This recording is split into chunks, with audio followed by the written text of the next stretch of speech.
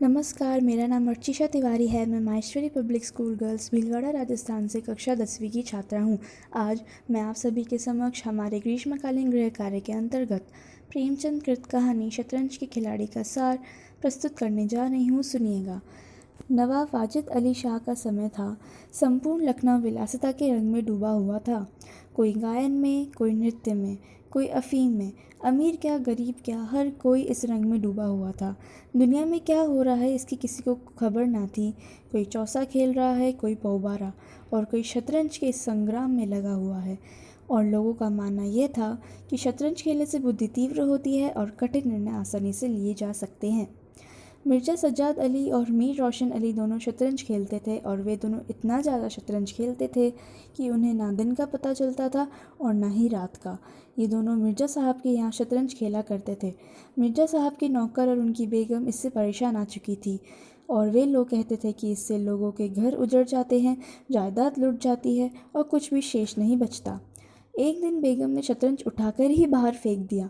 अब दोनों मीर साहब के यहाँ खेलने लग गए। मीर साहब के यहाँ भी कुछ महीनों तक बहुत अच्छे से यह शतरंज खेलने लगे, लेकिन यहाँ भी अब वही स्थिति आ गई। नौकर परेशान हो गए और बेगम भी परेशान हो चुकी थी। एक दिन बादशाही फौजदार मीर साहब का पता पूछते हुए आ गए और अब मीर साहब के होश उड़ गए। उन्होंने अपने नौकर से कहलवाया कि वह अभी घर पर नहीं है। फौजदार ने कहा, कोई बात नहीं, जब मैं कल आऊँगा तो उन्हें अपने साथ ले जाऊँगा। अब मीर साहब को जैसे ही ये बात पता चली तो उन्हें लगा कि अब तो शतरंज यहाँ भी ना खेला जाएगा। तो अब दोनों ने यह तय किया कि कल से गोमत किनारे जो खंडर है उसमें वे शतरंज खेलेंगे। मिर्ज़ा साहब और मीर साहब अगले दिन खंडर पहुँचे। मिर्ज़ा हारे जा रहे थे। फिर एक और खेल हुआ। मीर साहब जीते और मिर्ज़ा हारे। नवाब वाजिद अली शाह को पकड़ लिया गया। संपूर्ण शहर में एक बूंद भी खून न गिरा। मीर साहब जीत रहे थे और मिर्ज़ा साहब हार रहे थे। और अब एक चाल को लेकर दोनों के मन में झगड़ा शुरू हो गया और दोनों एक दूसरे को भला बुरा कहने लगे। यहाँ तक कि मिर्ज़ा साहब ने मीर साहब को कह दिया कि आप ढंग से चाल नहीं चलते। आपके ख़ानदान में किसी ने कभी शतरंज खेला भी है?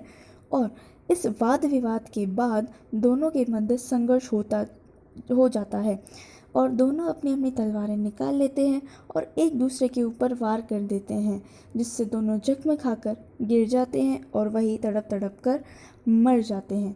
अपने बादशाह के लिए जिनकी आंखों से एक बूंद आंसू ना निकला, उन्हीं दोनों प्राणियों ने शतरंज के वजीर की रक्षा में अपने प्राण दे दिए। इस कहानी द्वारा मुंशी प्रेमचंद ने लखनऊ के नवाबों पर एक करारा व्यंग्य किया।